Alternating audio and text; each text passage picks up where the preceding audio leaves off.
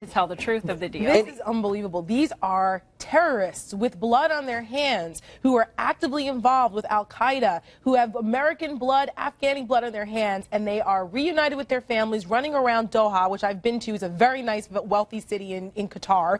And this is okay. This is unbelievable to me that the Obama administration has fumbled this badly and once again diminished American stature this badly for a photo op. I have a question. On the release of these 5 guys, is there not one of two, and I don't know how ridiculous these sound, things the CIA or the American government could do? One, burn them, let the word out there that, wow, these guys were incredibly helpful while we were holding them in Guantanamo, thus inoculating from us from them being accepted back into the community. Or two, and I know this sounds crazy, like, can't we track these guys? Don't they have chips in them at this point? They've been in Guantanamo for a decade. Tracking them, on the first point, I think that they're bona fides. You've got a confidant of bin Laden's here, and they were held. At one point, the administration has already stamped them as these are hardcore Taliban, so no one's going to, I think, believe now. It might be tough to create that legend that there actually were collaborators with our side. And on the tracking them, yeah, we can track them. Guess what? Unless we're going to start flying drones over Qatar, it's not going to mean a whole heck of a lot. And former CIA operations officer Gary Burnson, friend of ours, he was on Fox earlier, and I think he laid it down pretty well. Listen to what he had to say.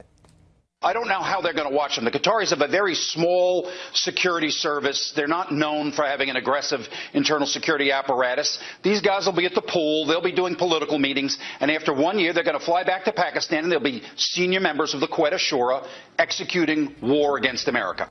Yep. There's Gary saying they're just going straight back to the war against us as soon as they can. And by the way, even if we think the war is over, meaning we pull out our troops, those are the kind of individuals for whom the war never stops. The jihad does not end because we've said, okay, we've pulled out our troops. Right. I don't know why the Obama administration is so set on this fallacy that the Taliban is a political organization. The Muslim Brotherhood, remember how that worked out? But the Taliban is a political organization. We're pulling out of Afghanistan. We need to work with them since they're going to rule Afghanistan after we leave. I don't understand why they don't get that these guys are terrorists and that they are reconstituting to go back to where we were 11 years ago, if not worse. I don't understand what is it in their psychology that doesn't register for This them. administration has always seemed to think that they dictate the terms of this war on terror and that they're the only side that gets to say if it goes or not. And that's completely absurd, and the fact that anyone would ever seriously think that is still, at this point,